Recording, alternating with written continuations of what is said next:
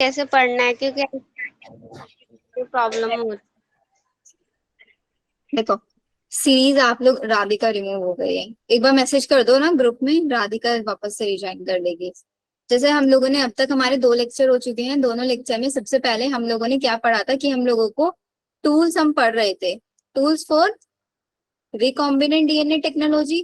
पहला टूल मेरे को एंजाइम्स चाहिए, मेरे डीएनए को कट करें और फिर ज्वाइन भी करा दें डीएनए लिगेज। ठीक है, उसके बाद मैंने एक वेक्टर पिक किया। है। वेक्टर की 3 क्वालिटीज होनी चाहिए। कौन कौन सी क्वालिटी? पहला, ORI साइट। सेकंड, कल marker third, restriction enzyme sites. मतलब रिस्ट्रिक्शन साइट में इंपॉर्टेंट लाइन आप लोगों को पता है ना कि एक वेक्टर के पास बहुत सारी रिस्ट्रिक्शन साइट होनी चाहिए, but one enzyme should have only one restriction site. Enzyme की एक ही रिस्ट्रिक्शन साइट होनी होगी, अगर एक से ज्यादा होंगी तो आपका वेक्टर फ्रेगमेंटेड हो जाएगा। Yes ma'am. ORI का काम क्या है? रेप्लिकेट कराना, और उसके साथ साथ रेप्लिकेशन के नंबर की कितनी नंबर ऑफ कॉपीज बनेंगी उस चीज को भी कंट्रोल आपका ORI करता है। कितनी नंबर ऑफ कॉपीज बनेगी उसको भी यही कंट्रोल करता है। ठीक है, यस मैम। ये चीज हमको समझ में आ गया था लास्ट क्लास में। अभी हमको वेक्टर के कुछ एग्जाम्पल बताते जो मैंने आप लोगों को पहले समझा दिया था। पहला, जब से कि हमारा PBR 322 हमने पढ़ लिया, PUC हमने 18 भी पढ़ लिया है। प्लाज्मिड्स क्या होता है? Double stranded extra chromosomal circular DNA होते हैं जिनके पास सेल्फ रेप्लिकेशन की पावर होती है। क्लियर चीजें तो ये भी हमने स्ट्रक्चर कल पढ़ लिया था, पूरा डिटेल में इसको देख लिया था। अब इस स्ट्रक्चर में आप लोगों को याद एक और चीज रखनी है जो कल शायद मैं भूल गई थी आप लोगों को बताना, कि टेट्रासाइक्लिन जीन के ऊपर कौन सी साइट प्रेजेंट है, एम्फिसिलिन के ऊपर कौन सी साइट प्रेजेंट है, ये आप लोगों को याद रखना। मैम बताया था, काम एक्सपर्ट और बताया था। मतलब सपोज आपको डायरेक्टली देके पूछ लेंगे कि इको आर वन एम्फिसिलिन पे है, टेट्रासाइक्लिन पे है? एम्फिसिलिन। एम्फिसिलिन के ऊपर है भाई ये। एम्पिसिलिन के ऊपर है।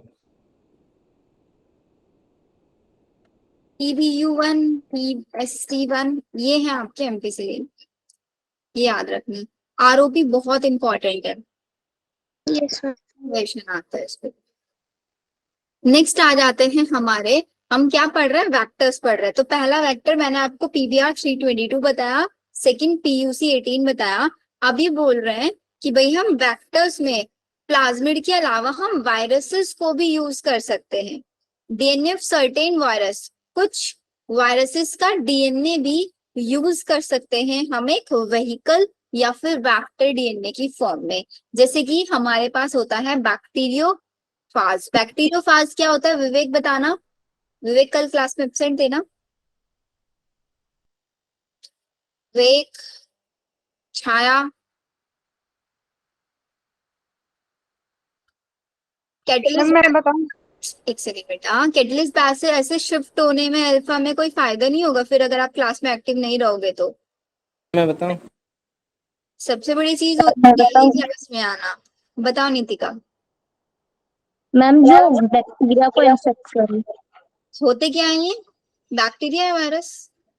Virus. Virus, very good. Bacteriophage are those viruses which infect bacteria. Bacteriophage इससे पहले कहाँ पढ़ाया मैंने आप लोगों को, किस टॉपिक में पढ़ाया? तस्लीम बताएंगे।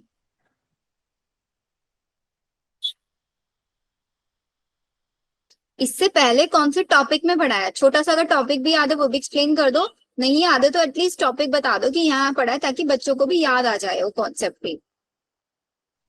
मैम मैं बताऊं? एक्सपेरिमेंट करा था डीएनए पे। हाँ वो बता रहे हैं, एक सेकेंड उनका सुन लेते हैं फिर आपसे पूछूंगी। बताओ तस्लीम।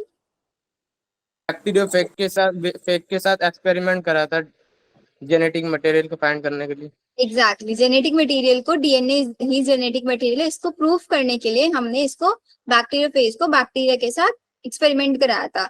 उस एक्सपेरिमेंट का नाम क्या था? ये कौन से साइंटिस्ट ने कराया था वो? मैम मैं बताऊं? हार्शे एंड चेज ने ना, चल हर्षियन के experiment। हार्शे एंड चेज ने एक्सपेरिमेंट किया था ये। ग्रिफिथ ने कौन सा एक्सपेरिमेंट किया था, अंशिका बताना। मैम स्टेफनोकॉकस बैक्टीरिया पे करा था, जो आर्सेन और salmonella typhimurium. Yes ma'am. Muskan सही बता रही है अंशिका? मैम गलत है। तो कक्कस निमोनिया पे करा था एक्सपेरिमेंट। मैम स्टेफनोकॉकस मैम ने बोला था। निमोनिया याद नहीं है बेटा, निमोनिया कोस कर रहा था। एक्सपेरिमेंट का नाम था ट्रांसफॉर्मेशन एक्सपेरिमेंट। आर स्ट्रेन और एस स्ट्रेन यूज किए थे।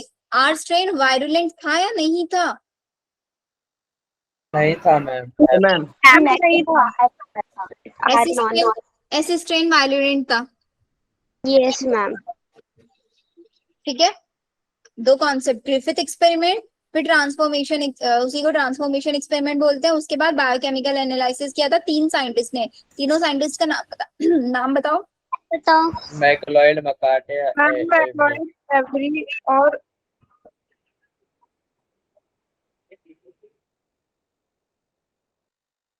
सोचो जल्दी जल्दी। मैम मैकलॉयड, एवरी और मकाटी।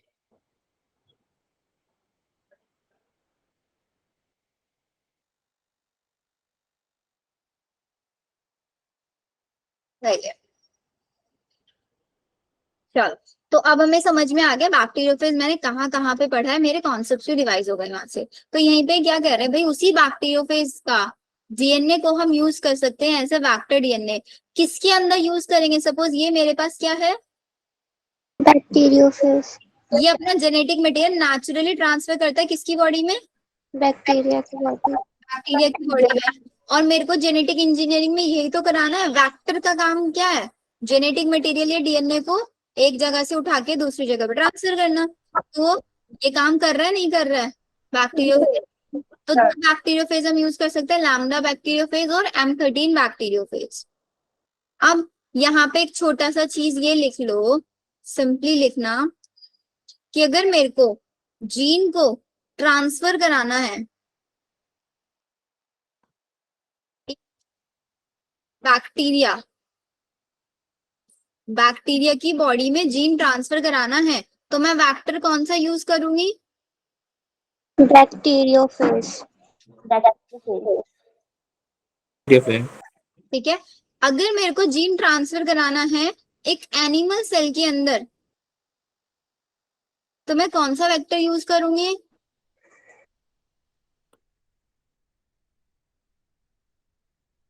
रेट्रोवायरस।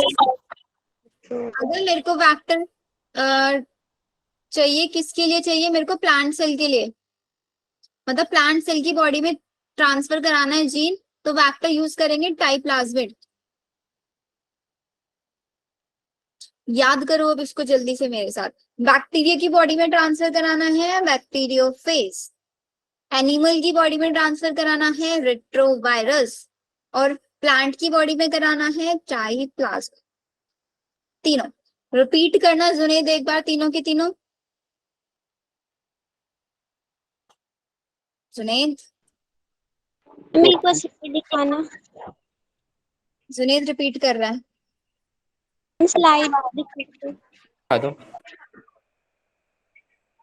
फिर दिख जाएगा ना। बैक्टीरिया की बॉडी में बैक्टीरियोफेज, एनिमल की बॉडी में रेट्रोवायरस, प्लांट की बॉडी में टाइप्लाज्मिड। याद होने चाहिए, क्वेश्चन गारंटेड आ जाता है यहाँ से। Okay ma'am. हो गया सबको याद? Yes ma'am. चलो, अब इसके बाद ये बोल रहे हैं कि भाई अगर मेरे को एक पर्टिकुलर साइज का डीएनए इंसर्ट कराना है, तो उसके लिए मेरे को कौन से फैक्टर्स यूज करने पड़ेंगे? सपोज मेरे को जो डीएनए का सेगमेंट ट्रांसफर कराना है उसका साइज 0.8 kb से लेके किलो बेस पेयर से लेके 8 तक होगा तो मैं प्लाज्मिड यूज कर सकती हूँ। 9 से 23 होगा तो बैक्टीरियोफेज लैम्डा, और अगर 30 से 45 होगा तो हम कॉस्मिड यूज करेंगे। 50 से 300 होगा तो BAC यूज करेंगे। 1000 से 2500 होगा YAC BAC YAC molecular basis of inheritance में पढ़ा है. What is the full form? Bacterial artificial chromosome yeast artificial chromosome. Very good तस्लीम, पढ़े थे ना. Yes, ma'am. ma'am. अब ये BAC और मैम YAC ये वैल्यूज पूछी जाती हैं. वही बता रही हूँ, BAC और YAC की पूछी जाती है कि अगर किसी का साइज लेस देन 100 है या फिर 100 की रेंज में है तो हम कौन सा वेक्टर यूज करेंगे, 1000 की रेंज में है तो कौन सा वेक्टर यूज करेंगे. इस वे में पूछा जाता है. BAC और YAC इन दोनों का पूछा जाता है. या फिर ये पूछ लेंगे कि अगर मेरे को बहुत ज्यादा लार्ज साइज का DNA इंसर्ट कराना है तो मैं कौन से वेक्टर यूज करूंगी. एक ही ऑप्शन में BAC YAC दोनों भी दे के रखता है. ठीक है, तो इसलिए लिख लो.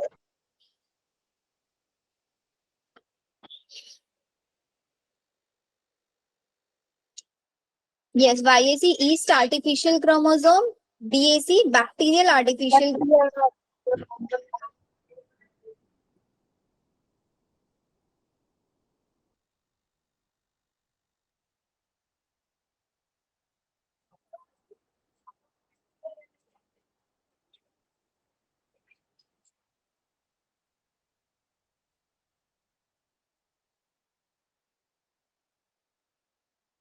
हो गया बच्चों?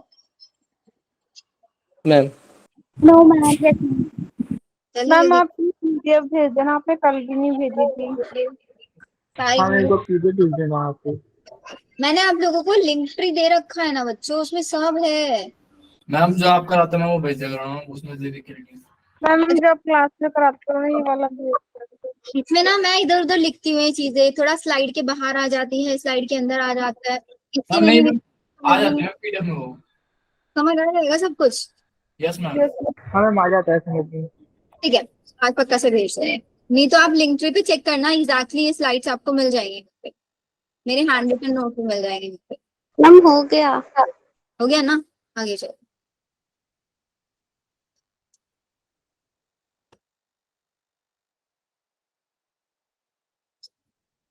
इसको छोड़ो अभी.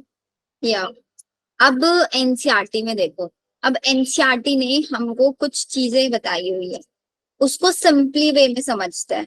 सपोज मैंने आप लोगों को ये चीज पहले जो यहाँ पे लिखा है ना सब समझा दिया है कि अगर मेरे को फंजाई की बॉडी से DNA निकालना है तो पहले तो सेल को ओपन करना पड़ेगा. तो सेल ओपन करने के लिए हम कौन सा एंजाइम यूज करेंगे? लाइक प्लांट के लिए सेलुलेज एंड बैक्टीरिया के लिए लाइसोजाइम. ये तीनों जी आप लोगों को याद रखना है. फिर इसके बाद ये बोलते हैं कि भाई जो हमारा DNA है ना, उस DNA के साथ बहुत सारी और भी चीजें प्रेजेंट है. सपोज आपने सेल ओपन कर लिया, वहां से DNA निकाला, DNA को निकाल के आपको उसको चिल्ड इथेनॉल में रखना पड़ता है. पहले आपने DNA को निकाला, उसको किस में रखोगे? Chilled ethanol.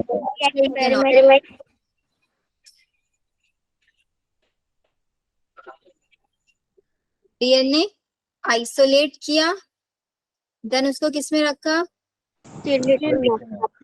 चिल्ड इथेनॉल में रखा.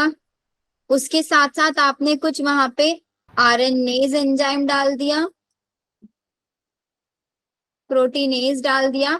अभी RNase और प्रोटीनेज क्यों डाला आपने? क्योंकि हो सकता है उसके साथ RNA हो, वो हट जाए वहां से, मेरे को सिर्फ DNA मिले.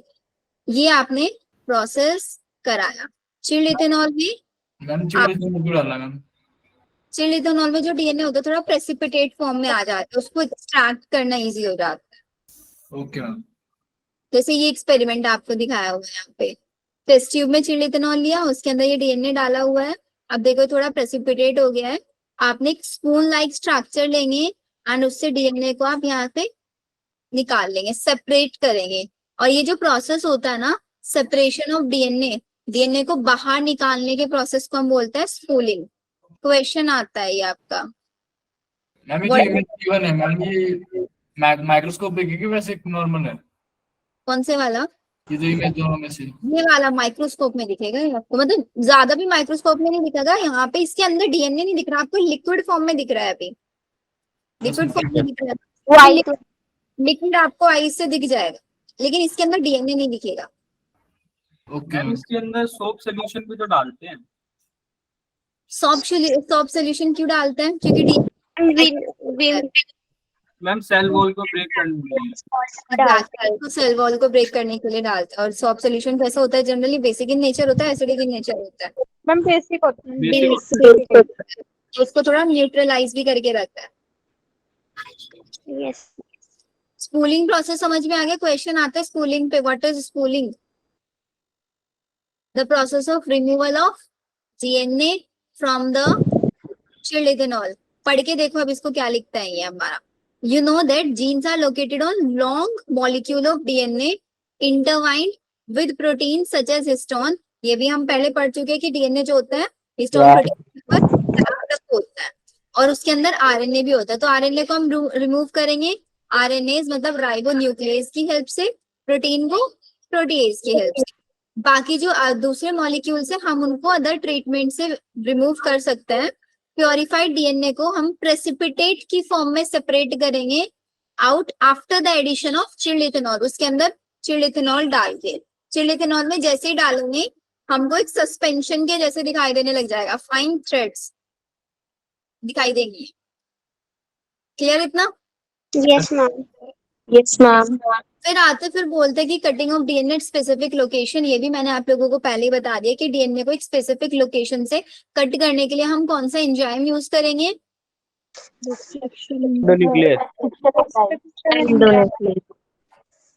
Restriction endonuclease. देखो स्टेप वाइज स्टेप समझना है, स्टेप वाइज। मेरे पास कोई सेल थी, अब वो कोई भी सेल हो सकती है, bacterial cell, animal cell, plant cell या आपकी फंजाई। सेल ओपन कराया, डीएनए निकाला, डीएनए को फ्रेगमेंटेशन मतलब डीएनए को पहले चिल्ड इथेनॉल में डाला, उसके अंदर आरएनए प्रोटीएज डाल के वो सब हटवा दिया हम लोगों ने, सिर्फ डीएनए बच गया, उसको स्पूलिंग प्रोसेस से रिमूव आउट कर लिया। फिर उसके अंदर रिस्ट्रिक्शन एंजाइम डाला, रिस्ट्रिक्शन एंजाइम ने उसके छोटे छोटे फ्रेगमेंट्स में से मेरे को फ्रेगमेंट्स को on the basis of size separate करना, on the basis of size DNA fragments को सेपरेट करना है। या मेरे को साइज पता है कि मेरा जो जीन है उसका साइज 20 kb है, मेरे को अपना जीन ऑफ इंटरेस्ट इतनी सारी फ्रेगमेंट्स में से पिक करना है। तो अब हम प्रोसेस पढ़ेंगे कि डीएनए की इतनी सारी फ्रेगमेंट्स में से मैं अपना फ्रेगमेंट को कैसे पिक करूं। समझ में आया क्या प्रोसेस बोलते हैं हम आपका? This process is known as gel electro, या फिर इसका पूरा नाम होता है agarose gel electrophoresis. Agarose gel electrophoresis किसके ऊपर किया जाता है? फ्रिक्शन एंजाइम डाइजेशन हुआ, डीएनए को जो आपने डाइजेस्ट कराया उसके ऊपर ये प्रोसेस कराया जाता है। अब क्या है हमारे पास, हमें पता है कि जो मेरा डीएनए है वो कैसा है, नेगेटिवली चार्ज होता है, नहीं? यस मैम जेल, जेल का मतलब है एक जेल यूज करेंगे यहाँ पे, वो एगेरोस जेल ही होते हैं। इलेक्ट्रो का मतलब क्या होता है? इलेक्ट्रिसिटी। और फोरेसिस का मतलब मूवमेंट।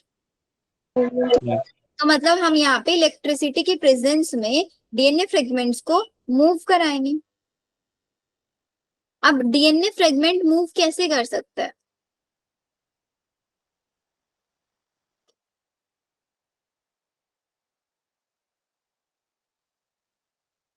ये मेरे पास जेल इलेक्ट्रोफोरेसिस की मशीन है। जेल इलेक्ट्रोफोरेसिस में ऐसे यहाँ पे वेल्स बने होते हैं, ठीक है? इन से जीन डालते हैं हम, इधर से ही हम डीएनए डालते हैं। डीएनए क्या होता है हमारा? यहाँ पे मेरे पास लेबलिंग लगी रहती है, लेबल्स 20 kb, 30, 40, 50, 60, 70, 80, ठीक है? फिर हम यहाँ पे इलेक्ट्रोड्स लगा देंगे, एक इलेक्ट्रोड इधर लगा दिया, एक इलेक्ट्रोड इधर लगा दिया, इसको वायरिंग से कनेक्ट कर दिया। इधर नेगेटिवली चार्ज इलेक्ट्रोड लगाएंगे, इधर नेगेटिवली चार्ज इलेक्ट्रोड को क्या बोलते हैं? एनोड। एनोड एनोड या कैथोड? एनोड बोलते हैं। मैम हम दे रहे हैं ना इलेक्ट्रिसिटी, तो कैथोड बोलेंगे ना उसको। तो नेगेटिव वाले को बताओ, कटायन का मतलब क्या होता है? नेगेटिव का कैथोड बोलेंगे, इधर पॉजिटिव का एनोड बोलेंगे। मैं कंफ्यूजन दूर करा रही हूँ। कटायन का मतलब क्या होता है? Cation positive charge. Anode negative alone से मतलब नेगेटिव एनोड होता है।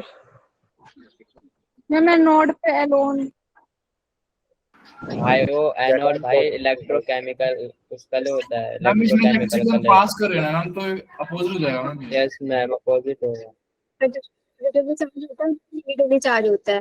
तो कैथोड क्या होगी हमारे पास?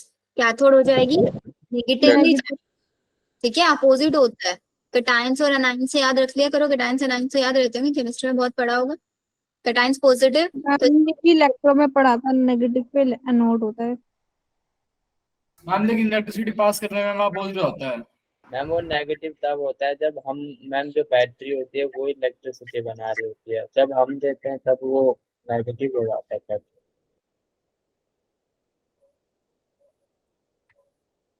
ये याद रखो। अब देखो, हम सिंपली याद रखना है आप लोगों को कि कौन सी नेगेटिवली चार्ज होते हैं, कौन सी पॉजिटिव चार्ज होते हैं, बिकॉज इस पे भी एक क्वेश्चन आता ही आता है। जो जो चीजें मैं आपको बता रही हूँ ना कि यहाँ से क्वेश्चन आएगा, चाहे पूरा चैप्टर भी मत पढ़ना, उन्हीं टॉपिक्स को पढ़ लेना, वहीं से क्वेश्चन मिल जाएगा। अब तक देखो मैंने आप लोगों को PBR 322 बताया, उस पे क्वेश्चन आएगा। ROP क्या होता है, रिस्ट्रिक्शन एंजाइम कौन से होता है, सिलेक्टेबल मार्कर कौन सा होता है।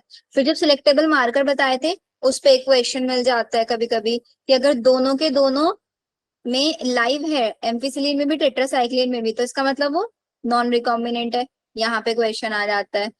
PUC 18 था हमारा, उसमें ब्लू कलर और व्हाइट कलर कौन से केसेस में बनता है, उस पे क्वेश्चन आ जाता है। इको R1 की रिस्ट्रिक्शन साइट पे क्वेश्चन आता है, या फिर इस वाले पे क्वेश्चन मिलता है। ठीक है, डीएनए को कौन से केमिकल में डालते हैं, चिल्ड इथेनॉल में डालता है, उस पे क्वेश्चन आता है।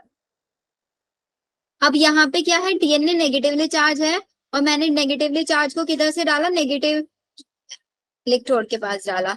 नेगेटिव नेगेटिव के बीच में क्या होगा, पल्सन हमारे डीएनए ऐसे मूव करेंगे, यस मैम। करेंगे पॉजिटिव की साइड मूव करेंगे। जो डीएनए के फ्रेगमेंट्स छोटे साइज की है, वो फास्ट फास्ट मूव करेंगे। Yes ma'am. लार्ज साइज के फ्रेगमेंट्स है, वो मतलब स्लो स्लो स्लो मूव करेंगे। तो अब जो ये हमने लेबलिंग बनाई है, इसका मतलब ये लेबलिंग हमें अपोजिट करनी पड़ेगी, यस मैम। करनी पड़ेगी ना। तो इसका मतलब लेबलिंग हम अपनी मर्जी से नहीं लगा सकते, लेबलिंग मशीन के अकॉर्डिंग होती है। यहाँ पे किस बेसिस पे, किधर एनोड है किधर कैथोड है, उस बेसिस पे लेबलिंग हम करेंगे। कैथोड किधर है, एनोड किधर है, उस बेसिस पे लेबलिंग। तो 8 7 6 5 4 3 2 1, ठीक है। डीएनए नेगेटिवली चार्ज है, नेगेटिव कैथोड की साइड से ही हमने डीएनए को डाला। नेगेटिव नेगेटिव के बीच में रिपल्शन है, हमारे डीएनए फ्रेगमेंट्स मूव करेंगे कहाँ पे, move toward positive charge anode, anode की साइड मूव करेंगे एंड अवे फ्रॉम कैथोड। और डीएनए को हमने डीएनए को फिल कौन से इलेक्ट्रोड की साइड किया, कैथोड की साइड किया। ठीक है, ये 3 क्वेश्चन। अब आपने बोला जो छोटे साइज के फ्रेगमेंट में फास्ट फास्ट मूव करेंगे, स्लोली स्लोली। जो लार्ज साइज की फ्रेगमेंट्स है वो धीरे धीरे मूव करेंगी। तो सपोज करता है मैंने इसको 5 मिनट तक इलेक्ट्रिसिटी पास कराई, 5 मिनट तक इलेक्ट्रिसिटी पास कराई, और मैंने इलेक्ट्रिसिटी पास कराने से पहले क्या करेंगे, हम यहाँ पे एक जेल डाल देंगे। That gel is known as electrophoresis gel. Agarose gel को किससे एक्सट्रैक्ट करते हैं, अगार अगार से, एल्गी से, सीवीड से। मैम एल्गे से भी मिल सकती है अगार अगार। सीवीड से तो एल्गी होती है। एल्गी होती है, वो जेलिडियम से मिलती है ना, रेड एल्गी। जेलिडियम और ग्रेसिलेरिया। हाँ मैम, दो होती है, दोनों का ही बीच है। तो यहाँ पे एगेरोस जेल से अगर क्वेश्चन पूछता है तो ऑप्शन में हमेशा सीवीड लिखा रहता है, सीवीड से। ठीक है, ओके मैम। मैम। मैंने अब ना इसको ऐसे इमेजिन करो कि आपके पास कोई प्लेट है, ठीक है, जिसके ऐसे कॉर्नर्स बने हुए, उसके अंदर आपने ऐसे कोई लिक्विड डाल दिया और उसके अंदर आपने छोटे छोटे फ्रेगमेंट्स डाल दिए, फ्रेगमेंट्स मूव कर रहे हैं, कैसे मूव कर रहे हैं, छोटे छोटे लार्ज साइज की, क्योंकि एक फोर्स ऑफ अट्रैक्शन है ना उसका, किधर साइड, एनोड की साइड, इसलिए उधर साइड मूव कर रहे हैं वो स्मॉल साइज वाले। तो अब मैंने 5 मिनट के लिए इलेक्ट्रिसिटी दिया, जितना मूव करना तो मूव कर जाएगा, फिर मैंने इलेक्ट्रिसिटी रोक दिया। उसके बाद मैंने देखा कुछ फ्रेगमेंट मेरे को इधर साइज मिले, कुछ यहाँ पे मिले, कुछ यहाँ पे मिले, कुछ यहाँ पे मिले,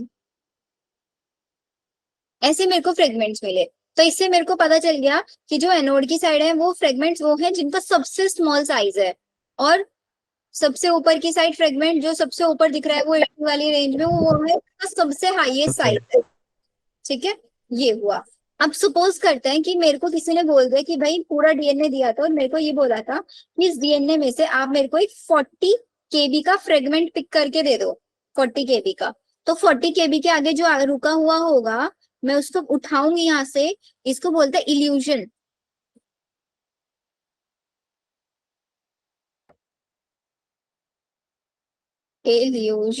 Illusion is the cutting out of DNA fragment from the agarose gel. ठीक है, अब क्वेश्चन ये आता है मेरे को डीएनए फ्रेगमेंट दिखेंगे कैसे, इजीली नहीं दिखती। तो डीएनए फ्रेगमेंट को विजुअलाइज करने के लिए मैं क्या डालूंगी, यहाँ पे एक डाई यूज करूंगी। क्वेश्चन बहुत आता है इस डाई पे। This dye is known as ethidium bromide. क्या सिर्फ इथीडियम ब्रोमाइड डाई डालते ही मेरे को डीएनए दिख जाएंगे? नहीं दिखेंगे, उसके ऊपर से मेरे को वहां पे यूवी रेज पास करानी पड़ेगी। यस, यूवी रेज होती है, एक्स रेज होती है? UV rays. यूवी रेज होती है। तो मतलब अगर आपसे क्वेश्चन पूछे कोई जेल इलेक्ट्रोफोरेसिस में विजुअलाइजेशन कराने के लिए मेरे को क्या करना पड़ेगा, तो विजुअलाइजेशन कराने के लिए सबसे पहले मेरे को डाई डालना पड़ेगा इथीडियम ब्रोमाइड, फिर ऊपर से मेरे को यूवी रेज डालनी पड़ेगी। जब मैं यूवी रेज ऊपर से डालूंगी तो मेरे को ऑरेंज ब्राइट कलर के बैंड्स दिखाई देंगे। ऑरेंज ब्राइट कलर, कलर भी आपसे पूछा जाता है कैसा कलर आपको दिखाई देता है।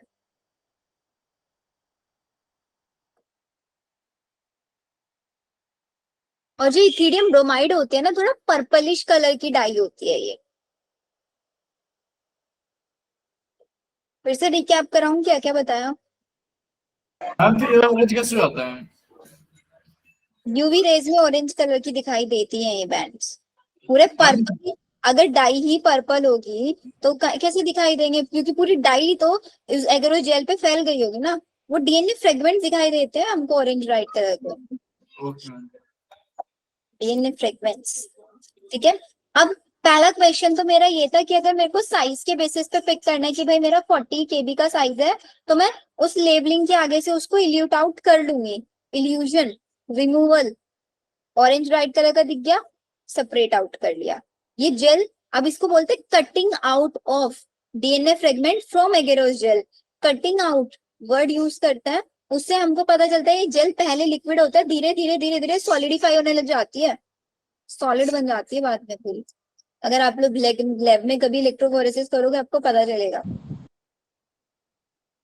जैसे वो होता है ना, तो वैक्सिंग करने की जेल होती है, यस मैम, उसको हीट करते हैं, 1-2 मिनट में वो सॉलिड हो जाती है, बिल्कुल ऐसी जेल होती है। ठीक है, अब नेक्स्ट क्वेश्चन मेरा ये है कि अगर मेरे को अपना यहाँ पे कोई particular gene of interest pick करना है, पर्टिकुलर जीन ऑफ इंटरेस्ट, अब वो जीन ऑफ इंटरेस्ट मैं कैसे पिक कर रही हूँ?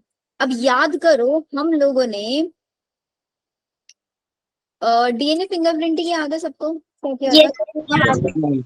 इसी टाइप का था ना, मैच कर रहे थे डीएनए को, हम कलर के बेसिस पे तो उसे अलग किया कर रहे थे। अब यहाँ पे एक और टॉपिक आ जाता है जिसको हम बोलते हैं डीएनए प्रॉप्स।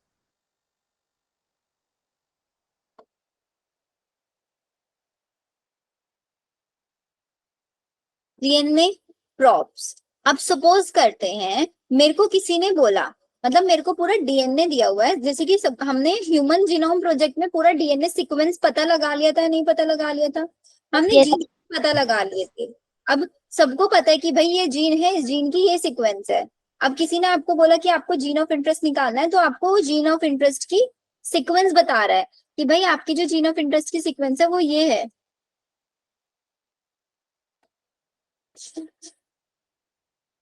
ये सीक्वेंस है। तो आपको बोला कि आप डीएनए निकालो किसी भी सेल के अंदर से और उसके अंदर से जीन ऑफ इंटरेस्ट मेरे को निकाल के दो। आप सीक्वेंस आपको बता दी और आपको बोल रहे जीन ऑफ इंटरेस्ट निकाल के दो। कैसे निकालोगे? अब तक का सारा प्रोसेस सेम रखोगे, अब साइज नहीं बताया, अब सीक्वेंस बता दी। अब मैं इसी सीक्वेंस को कैसे ढूंढूं इस जेल इलेक्ट्रोफोरेसिस में? मैम हम इतनी ब्रोमाइड डाल के फिर यूवी रेस डाल के फिर उस कलर उससे डीएनए फ्रेगमेंट दिखाई देते हैं, तो ये नहीं पता चलता कि वो CGAC ये सब नहीं दिखता, सिर्फ मैम बेंड। इसके लिए पर्टिकुलर रेस्ट्रिक्शन एंजाइम यूज करेंगे ना मैम? क्या बोला? हम पर्टिकुलर रेस्ट्रिक्शन एंजाइम यूज करेंगे तो नहीं होगा? रेस्ट्रिक्शन एंजाइम सिर्फ कट लगाता है। मैम कलर देख या पर्टिकुलर स्पेसिफिक रीजन पे करता है ना, उसके हिसाब से हो सकता है जो मेरे को सीक्वेंस दिया इस सीक्वेंस को कट करने वाला कोई रेस्ट्रिक्शन एंजाइम। देखो क्या करेंगे हम क्या करेंगे यहाँ पे, सुनो, ये जो किसी ने मेरे को सीक्वेंस दिया, इस सीक्वेंस का मैं कॉम्प्लीमेंट्री बनाऊं। इसका कॉम्प्लीमेंट्री GAACA। अरे GCT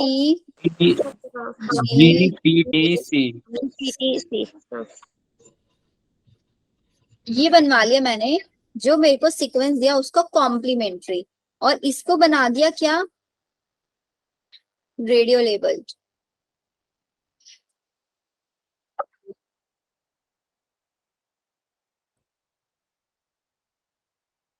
रेडियो लेबल मैंने इसको कर दिया। अब इस सीक्वेंस को उठाया मैंने, इसको कॉम्प्लीमेंट्री वाली को यहाँ पे डाल दिया।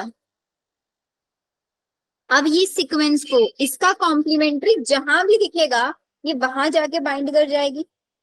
Yes ma'am. और फिर मैं ऊपर से यूवी रेज डाल दी, ऑरेंज बैंड डाल दी, तो जहां पे मेरे को डबल स्ट्रैंडेड दिखेगा, रेडियो लेबल्ड बना दिया है, जहां से मेरे को रेडियो एक्टिविटी दिखाई देगी निकलती हुई, वहीं पे वो जाके बाइंड हुआ होगा, मेरे को पता चल जाएगा इसको कॉम्प्लीमेंट्री हुआ। Ma'am yes ma'am. पिक कर लिया ना मैंने, साइज के बेसिस पे भी और एक पर्टिकुलर सीक्वेंस के बेसिस पे भी। Yes ma'am. मैम स्लाइड दिखा दो वो वाली थोड़ा। यही वाली ना मैम और आगे करो। और मैम बस मैम। लिख लो, चलो जल्दी से।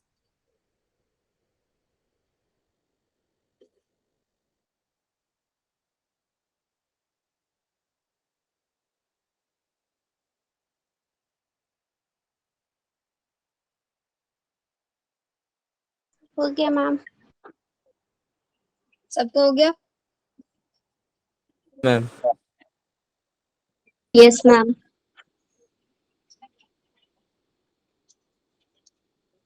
अब इसको पढ़ के देखते हैं। डीएनए नेगेटिवली चार्ज है, hence it moves toward the positive electrode, anode की साइड मूव करेगा। This process is repeated with the vector DNA also. हम सेम प्रोसेस वेक्टर के साथ भी रिपीट कर सकते हैं और अपने डीएनए फ्रेगमेंट के साथ भी। Joining of DNA involve several process. DNA को वेक्टर के साथ ज्वाइन कराने के लिए बहुत सारे प्रोसेस लगते हैं। Also having cut the source DNA as well as the vector, ये भी मैंने आपको बताया था। वेक्टर डीएनए और हमारा जो जीन है, दोनों को कट करने के लिए हम सेम रेस्ट्रिक्शन एंजाइम यूज करेंगे। Cut out of DNA, gene of interest from the source DNA and cut vector with space are mixed and ligases agree this is the preparation. ये तो वही चीजें बता रखी है इन्होंने सारी। अब ये जो पूरा जेल इलेक्ट्रोफोरेसिस मैंने बताया उसी को ये बता रहे हैं यहाँ पे। डीएनए को हम कट कराएंगे रेस्ट्रिक्शन एंडोन्यूक्लियस की हेल्प से, जिसकी वजह से मेरे पास डीएनए के फ्रेगमेंट्स आ जाएंगे। These fragments can be separated by the technique which is known as gel electrophoresis. DNA जबकि हमें पता है नेगेटिवली चार्ज है, तो हम उसको सेपरेट करेंगे किस बेसिस पे, on the basis of to move toward the anode, क्योंकि एनोड पॉजिटिवली चार्ज है, डीएनए नेगेटिवली चार्ज है, opposite attracts under an electric field through a medium. कौन सा medium? Agarose gel. Normally the most common use matrix क्या होता है? Agarose jail होता है, जिसको हम किससे एक्सट्रैक्ट करते हैं? वो एक नेचुरल पॉलीमर है सीवीड से उसको एक्सट्रैक्ट किया गया है। The DNA fragment resolve according to their size. DNA fragments को हम on the basis of size separate करते हैं through sieving effect provided by the sieving effect. समझ तो sieving, liquid के अंदर कोई चीज float करती है उसको बोलते हैं sieving effect. Oppositely direction में move कर रही है, swim कर रही है, ठीक है। Provided by the agarose gels. जितना फ्रेगमेंट का साइज स्मॉलर होगा farther it will move, उतना ही ज्यादा वो दूर तक जाएगा। Yes ma'am. चलो ये हो गया। फिर आगे ये आपको पूरा डायग्राम दिया हुआ है इन्होंने। सेपरेटेड डीएनए फ्रेगमेंट हम उसको विजुअलाइज करने के लिए एक जेल यूज डाई यूज करेंगे जिसको हम बोलते हैं इथिडियम ब्रोमाइड, और उसके ऊपर क्या डालेंगे, यूवी रेडिएशन डालेंगे, because you can not see pure DNA fragment in the visible light. अब विजिबल लाइट में उसको विजुअलाइज नहीं कर सकते हैं विदाउट यूजिंग एनी स्टेनिंग, बिना स्टेनिंग का भी यूज करें। देन आपने यूवी रेडिएशन डाला, you will see bright orange colour bands जो आपको यहाँ पे विजुअल होंगे इथिडियम ब्रोमाइड जेल की हेल्प से। The separated bands of DNA are cut out from the, देखो टर्म यूज करना, कट आउट, कट करना है क्योंकि बाद में वो सॉलिडिफाई हो जाता है, and extracted from the gel piece. This process is known as elution. The DNA fragments purified in this way are used in constructing, जो हमने यहाँ से DNA निकाला उसी को हम यूज करते हैं अपनी क्लोनिंग वेक्टर के साथ ज्वाइन कराने में, और ज्वाइनिंग में DNA लाइगेज एंजाइम ही यूज करते हैं हम लोग। मैम ये कट आउट वाली लाइन समझा दो दोबारा से। कट आउट का मतलब होता है कि हमने डीएनए को पहचान लिया कि ये मेरा पर्टिकुलर डीएनए का फ्रेगमेंट है। पहले वो कटा हुआ है ना, उसको पहले कट कर रखा है हमने जेल के अंदर, क्योंकि वो जो एगरोस जेल है ना वो सॉलिड हो गया है, उसको कट सॉलिड से निकालना। Okay ma'am. सॉलिड से कट करना मतलब डीएनए फ्रेगमेंट को नहीं कट कर रहे हैं, उस जेल से कट कर रहे हैं, उस पर्टिकुलर जेल के अंदर से उसमें निकालना है उसको, जेल के अंदर से कट आउट कर। Okay ma'am. डन सबका, यहाँ तक समझ में आया? Yes ma'am. Yes ma'am. चलो फिर अब इसके बाद आता है कि मैंने अपना जीन ऑफ इंटरेस्ट निकाल लिया है। अब उस जीन ऑफ इंटरेस्ट को मेरे को ऑर्गेनिजम्स के अंदर ट्रांसफर करना है, लेकिन मेरे पास ऑर्गेनिज्म बहुत सारे हैं जिनकी बॉडी में ट्रांसफर करना है।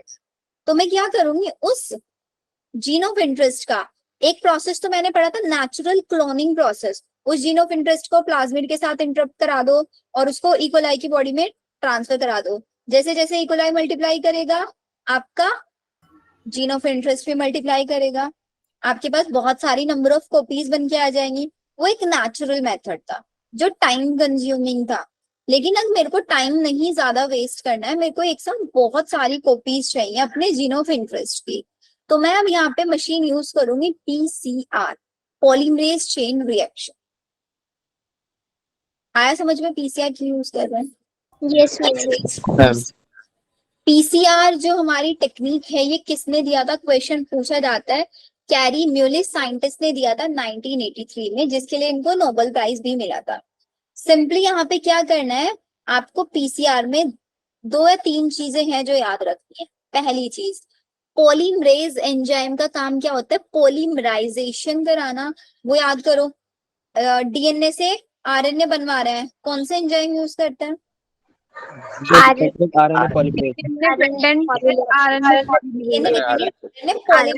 मतलब पॉलीमराइजेशन जब हम कराते हैं तो तब पॉलीमरेज एंजाइम यूज करते हैं, राइट? Yes ma'am. है ना? तो यहाँ पे भी मेरे को एक जीन ऑफ इंटरेस्ट है, डीएनए ही तो है वो, उस डीएनए तो बहुत सारे डीएनए बनवाने हैं, तो मतलब मैं डीएनए पॉलीमरेज एंजाइम यूज कर सकती हूँ यहाँ पे। Yes ma'am. Yes ma'am. लेकिन मेरे सामने डिफिकल्टी ये आ रही है कि ये जो मशीन है, पीसीआर की जो मशीन है ना, इस मशीन को बहुत हाई टेम्परेचर पे रन होती है। अब अगर मैंने नॉर्मल वाला डीएनए पॉलीमरेज यूज किया जो हमारी बॉडी के अंदर पाया जाता है, जो हमारी बॉडी में डीएनए रेप्लिकेशन कराते हैं, क्योंकि एग्जैक्टली हमें यहाँ पे भी डीएनए रेप्लिकेशन ही कराना है, वो छोटी सी फ्रेगमेंट की रेप्लिकेशन कराना है। नॉर्मल डीएनए पॉलीमरेज नहीं यूज कर सकते क्योंकि यहाँ पे हाई टेम्परेचर है बहुत ज्यादा, और हाई टेम्परेचर है तो फिर क्या नुकसान है मेरे जीन को, सॉरी मेरे एंजाइम को, वो डैमेज हो जाएगा। हाँ, क्योंकि हाई टेम्परेचर पे जो जीन्स होते हैं, सॉरी डीएनए होते हैं, नहीं, टाइम मैम वो डीनेचर्ड हो जाता है, denatured because enzymes are made up of protein, उसके हाइड्रोजन बॉन्ड्स ब्रेक हो जाएंगे, उनके अंदर जितने भी डाइसल्फाइड्स बॉन्ड्स है वो ब्रेक हो जाएंगे, जिसकी वजह से प्रोटीन की स्ट्रक्चर डिस्ट्रॉय हो जाएगी। बायोमोलिक्यूल चैप्टर में पढ़ा होगा, primary structure, secondary, tertiary, quaternary. Enzyme सबसे ज्यादा कौन सी स्टेज में पाया जाता है, टर्शियरी या quaternary? Biochemical quarter ma'am quaternary में। हाँ, तो उनकी बॉन्ड्स ब्रेक हो जाएंगे हाई टेम्परेचर पे। तो इसका मतलब मेरे को यहाँ पे एक ऐसा एंजाइम यूज करना है जो हीट रेजिस्टेंट हो, हाई टेम्परेचर रेजिस्टेंट हो। तो ऐसा एंजाइम, उसका नाम होता है टेक पॉलीमरेज। ये टेक पॉलीमरेज एंजाइम हम यूज करते हैं बिकॉज ये हीट रेजिस्टेंट है। और ये एंजाइम को कहाँ से आइसोलेट किया जाता है, एक बैक्टीरिया है थर्मस एक्वेटिकस। बहुत इंपॉर्टेंट है बच्चों, सीरियसली बहुत इंपॉर्टेंट है। कहीं पे भी इस चैप्टर से क्वेश्चन अटेम्प्ट करोगे तो ये क्वेश्चन मिलेगा ही मिलेगा। पहला, एंजाइम का नाम। दूसरा, कहाँ से आइसोलेट करते हैं, क्या प्रॉपर्टी है इस एंजाइम की, हीट रेजिस्टेंस है, हाई से हाई टेम्परेचर पे भी ये सस्टेन रह सकता है। लिख लो इसको जल्दी से। पीसीआर लिखो, किसने दिया वो लिखो, कौन सा एंजाइम यूज करते हैं, किससे स्टार्ट करते हैं, इतनी चीजें लिखो फिर आगे बता।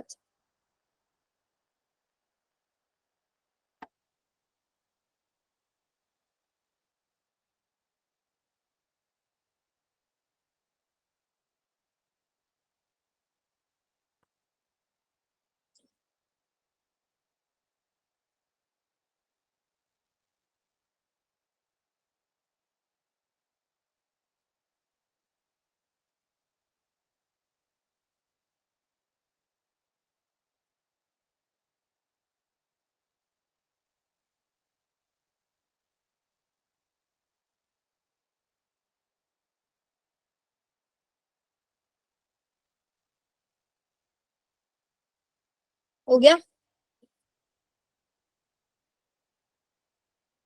No ma'am.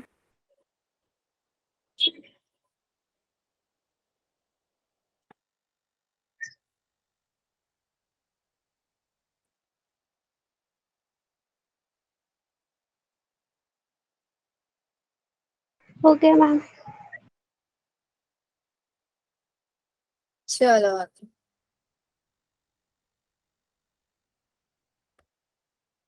अब आता है कि इस टेक्निक के अंदर होता क्या है।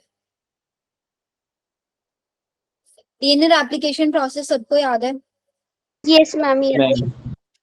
वही होता है एग्जैक्टली हम डीएनए एप्लीकेशन में सबसे पहले क्या कराते थे, डीएनए के हाइड्रोजन बॉन्ड्स ब्रेक कराते थे। अब आप सोचोगे मैम हाई टेम्परेचर क्यों कर रहे हैं, क्योंकि हमारी बॉडी में हाइड्रोजन बॉन्ड्स ब्रेक कराने के लिए कौन सा एंजाइम प्रेजेंट होता था, हेलिकेज। हेलिकेज। यस मैम, यहाँ पे कोई हेलिकेज नहीं यूज हो रहा है, यहाँ पे हाई टेम्परेचर हमको देना पड़ेगा हाइड्रोजन बॉन्ड्स को ब्रेक कराने के लिए। तो सबसे पहले मैं 94 डिग्री सेल्सियस का टेम्परेचर दूंगी, जिससे मेरा जो डीएनए है वो सिंगल स्ट्रैंडेड बन जाएगा, हाइड्रोजन बॉन्ड्स ब्रेक हो जाएंगे। ठीक है, 94 degree Celsius. This process is known as denaturation. Second step में क्या करते थे, नॉर्मल डीएनए एप्लीकेशन में सबसे पहले प्राइमर्स ऐड कराते थे प्राइमेज एंजाइम की हेल्प से, क्योंकि डीएनए पॉलीमरेज खुद से काम नहीं करता था। सेम कहानी टेक पॉलीमरेज की है, वो भी खुद से काम नहीं करता, उसको भी प्राइमेज की जरूरत पड़ती है। तो सेकेंड प्रोसेस होता है एनिलिंग। एनिलिंग प्रोसेस में हम लोग प्राइमर्स ऐड कराते हैं। अगेन वहां पे भी 5 to 3 डायरेक्शन में था, यहाँ पे भी 5 to 3 डायरेक्शन। एनिलिंग के लिए ज्यादा हाई टेम्परेचर नहीं चाहिए, 52 डिग्री सेल्सियस टेम्परेचर पे हो जाता है। फिर हम डालते हैं टेक पॉलीमरेज। टेक पॉलीमरेज आके पॉलीमराइजेशन करा देता है at the 72 degree Celsius temperature. This process is known as extension.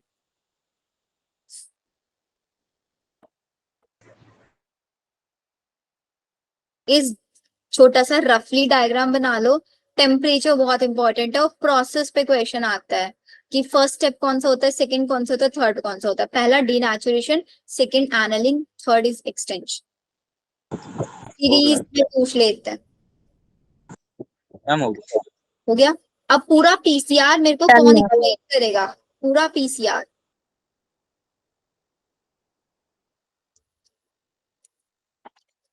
कौन एक्सप्लेन, सुंदर एक्सप्लेन करोगे what is PCR?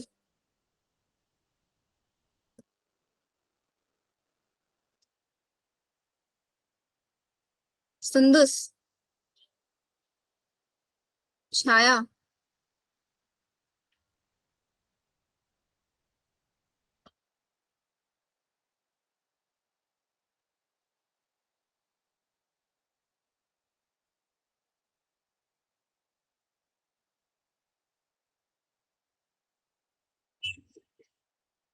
Anushka Rawat,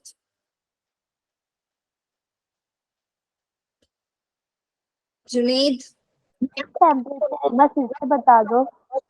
क्या बेटा, जो मैंने पीसीआर समझाया ना उसको एक्सप्लेन करना है। I just wanted to know कि कितने बच्चे सिंसियरली सुन रहे हैं क्लास में। अर्चना,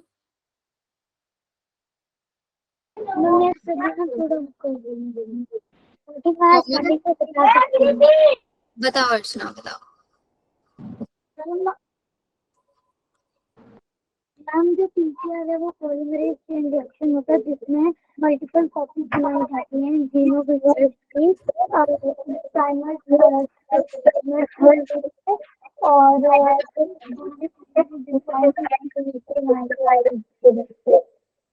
और इसमें एक साथ मिलियंस ऑफ कॉपीज बनाई जा सकती हैं इन वन साइकिल। ये एक साइकिल है, डीनेचुरेशन, एनलिंग, एक्सटेंशन, एक साइकिल, फिर दोबारा से डीनेचुरेशन। मैम 30 साइकिल्स में होते हैं शायद 1 मिलियन को। 1 मिनट में होता है शायद, 1 मिनट। मैम बुक में एनसीईआरटी में 30 साइकिल्स दिया है। 30 साइकिल्स में 1 मिलियन, मेरे को इतना पता है 1 मिनट में इसकी बहुत सारी कॉपीज बन सकती है, मिलियन तक। rapidly makes millions to millions of copies specific DNA sample 30 बना। cycle amplified about 1 billion times। लिखा है बस, टाइम ही नहीं। मैम मेरे में तो 1 मिलियन कॉपी लिखा है। 1 मिलियन तक ही बना सकता है विद इन मिनट्स। मैं तो बिलियन मिनट्स में 1 मिलियन, यस मैम। मिनट्स में 1 मिलियन तक बनाता है ना, तो वही बता, साइकिल में नहीं मिनट्स में। आगे ना सबको पूरा पीसीआर समझ में? 30 साइकिल मैम कितना साइकिल दिया है?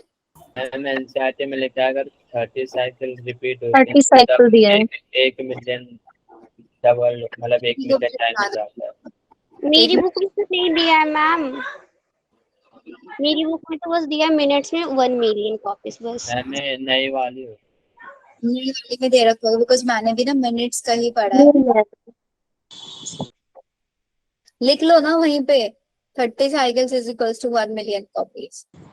मैम ये तो न्यू बुक में दिया है 30 cycles 1 billion times. New book का पीडीएफ आप लोगों को ग्रुप में शेयर कर दो। मैम न्यू बुक है हमारे पास। ठीक है, मैम तो न्यू बुक से ही आएगा ना, जैसे कि पेपर तो न्यू बुक के पैटर्न से आएगा। ऐसा जरूरी नहीं है। नीट सब पुरानी बुक से ही आएगा। तो मैम मैम ऐसा होता है कि अगर चैप्टर केमिस्ट्री डिलीट बस होना है। 5 कौन नहीं चैप्टर किया अभी कौन सी बुक से आएगा? भाई एक तो आप लोग साथ साथ बोलते हो। अच्छा,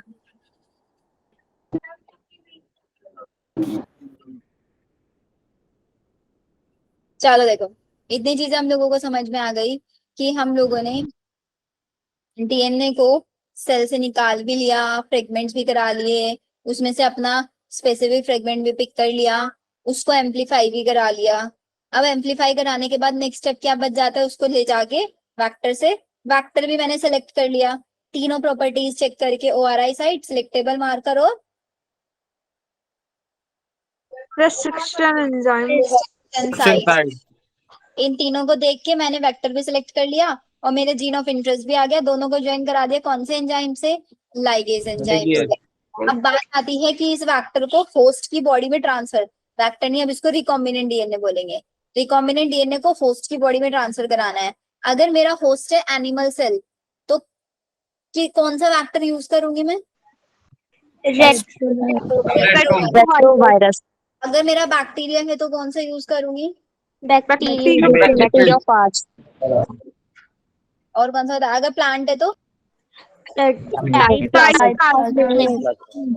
बात ये आती है कि भाई वेक्टर होस्ट ऑर्गेनिज्म की बॉडी के अंदर जाना क्यों चाहेगा, यहाँ पे भी कहानी आएगी। कैसे कैसे हम उसको होस्ट के अंदर एंटर कराएं? तो अब मेरे पास 2 मेथड है। एक तो मेथड होता है कि जीन को इनडायरेक्ट मेथड थ्रू वेक्टर और कैरियर, मतलब जीन को वेक्टर के थ्रू जब हम एंटर कराते हैं उसको बोलते हैं इनडायरेक्ट मेथड, ठीक है। और बहुत सारे केसेस में ऐसा भी होता है जीन विदाउट एनी वेक्टर भी होस्ट ऑर्गेनिज्म की बॉडी के अंदर ट्रांसफर हो जाता है, रिकॉम्बिनेंट डीएनए। डीएनए डायरेक्ट और वेक्टरलेस ट्रांसफर मेथड, जिसमें हम जीन गन वगैरह यूज करते हैं। एक गन होती है, उस पे जीन लेते हैं, उसके ऊपर गोल्ड और टंगस्टन की कोटिंग कराते हैं और गन के जैसे उसको शूट कर देते हैं सेल के अंदर, वो डायरेक्टली सेल के न्यूक्लियस में ट्रांसफर हो जाता है। ऐसे ऐसे भी मेथड्स है। पहला इनडायरेक्ट मेथड जिसमें हम वेक्टर यूज करते हैं, डायरेक्ट मेथड में बिना वेक्टर के यूज करते हैं। Clear? Yes ma'am. Yes, ma'am. चलो, मैम इसका तो आगे बता दो। दो मेथड होता है बेटा रिकॉम्बिनेंट डीएनए को होस्ट के अंदर ट्रांसफर करने के लिए। या तो उस रिकॉम्बिनेंट डीएनए को वेक्टर के साथ जोड़ दो और वेक्टर के थ्रू ट्रांसफर कराओ होस्ट में, उसको बोलेंगे इनडायरेक्ट मेथड। डायरेक्ट मेथड में बिना वेक्टर के यूज कराता है, डायरेक्ट रिकॉम्बिनेंट डीएनए को पकड़ा और होस्ट में ट्रांसफर कर दिया। Okay ma'am. अब आता है इनडायरेक्ट मेथड। इनडायरेक्ट मेथड मतलब वेक्टर वाला मेथड ना, Yes, ma'am. एक वेक्टर के थ्रू मेरे को ट्रांसफर कराना है। तो हमें पता है डीएनए क्या है, हाइड्रोफिलिक मॉलिक्यूल है। फैसिलिटेटेड डिफ्यूजन सबने पढ़ा है। Yes, ma'am. फैसिलिटेटेड डिफ्यूजन, मतलब प्रोटीन फैसिलिटेटेड डिफ्यूजन के अंदर क्या होता था? मैम प्रोटीन के चैनल होते थे मैम, इनसे होता था ट्रांसपोर्ट। मैम डिफ्यूजन प्रोटीन के चैनल्स के थ्रू होता था। प्रोटीन चैनल्स के मतलब एक स्पेसिफिक चैनल्स की, एक स्पेसिफिक कैरियर्स की जरूरत होती थी मेरे को डीएनए को, परमिएबल होते थे, सिलेक्टेबल चीजों को ही जाने देते थे। और वो किन सब्सटेंस को, जो हाइड्रोफिलिक होते थे। वाटर मॉलिक्यूल जो सब ट्रांसपोर्ट इन प्लांट चैप्टर में पढ़ा है डिफ्यूजन प्रोसेस में। ये हाइड्रोफिलिक मॉलिक्यूल हमारा डीएनए, उसको हम it can not pass through cell membrane, क्योंकि सेल मेम्ब्रेन लिपिड और प्रोटीन से मिलके बनी होती है। Automatic होते हैं। लिपिड जो होता है उसका जो हेड वाला पार्ट होता है हाइड्रोफिलिक होता है और टेल हाइड्रोफोबिक, हाइड्रोफोबिक। तो वो एंटर नहीं होने देगी डीएनए को। अब मेरे को जबरदस्ती एंटर कराना पड़ेगा। जबरदस्ती एंटर कराने के लिए होस्ट को कॉम्पिटेंट बनाना पड़ेगा। कॉम्पिटेंट का मतलब होता है इस कैपेबल बनाना पड़ेगा कि वो एंटर होने दे अपने अंदर। कॉम्पिटेंट का मतलब होता है उसको इस कैपेबल बनाना, उसको जबरदस्ती, उसको इस कदर मजबूर कर देना कि भाई अब तो तेरे को एंटर कराना ही पड़ेगा वेक्टर। उसको बोलते हैं कॉम्पिटेंट होस्ट बनाना। तो कॉम्पिटेंट होस्ट बनाने के लिए हम दो चीजें यूज करते हैं। अपने होस्ट के साथ कैल्शियम यूज करते हैं, कैल्शियम डाइवेलेंट वाला। होस्ट को कैल्शियम के साथ ट्रीट कराता है। कैल्शियम क्या करता है, जो हमारी सेल है, जो होस्ट सेल है उसकी सेल वॉल में पोर्स बनवा देता है, छोटे छोटे छेद बनवा देता है। फिर उन होल्स के थ्रू आपका डीएनए एंटर हो सकता है, वेक्टर एंटर हो सकता है, एंटर। Yes ma'am.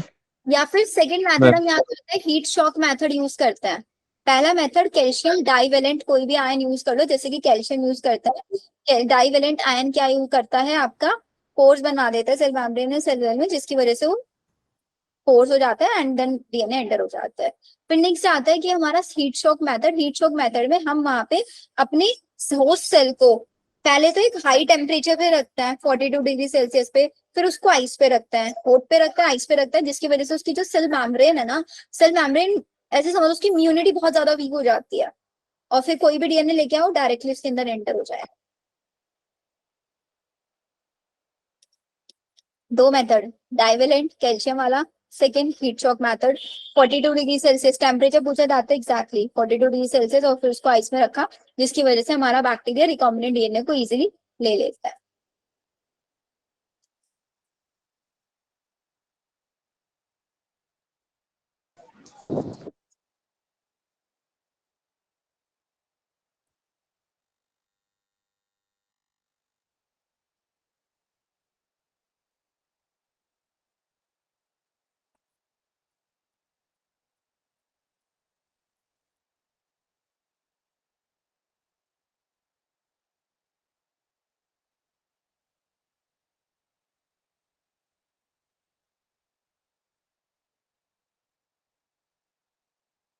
देखो जल्दी से उसको।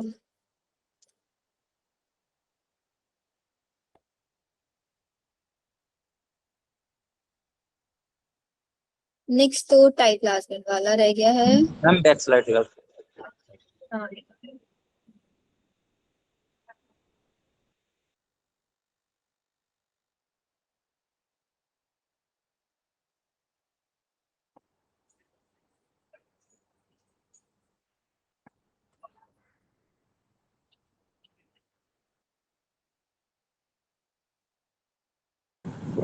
Okay ma'am. हो गया सबका? Yes ma'am. Yes ma'am. चलो फिर आज के लिए इतना ही रखते हैं।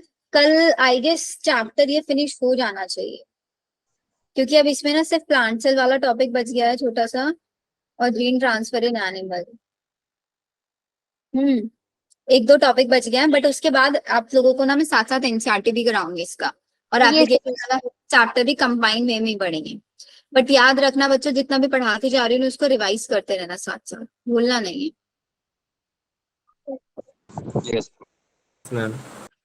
है। ओके, मिलते हैं नेक्स्ट क्लास में। वो वीडियो भेज देना मैम वो। हम्म, मैम पीडीएफ भेजो आप। अभी शेयर कर रहे हो। मैम वो बुक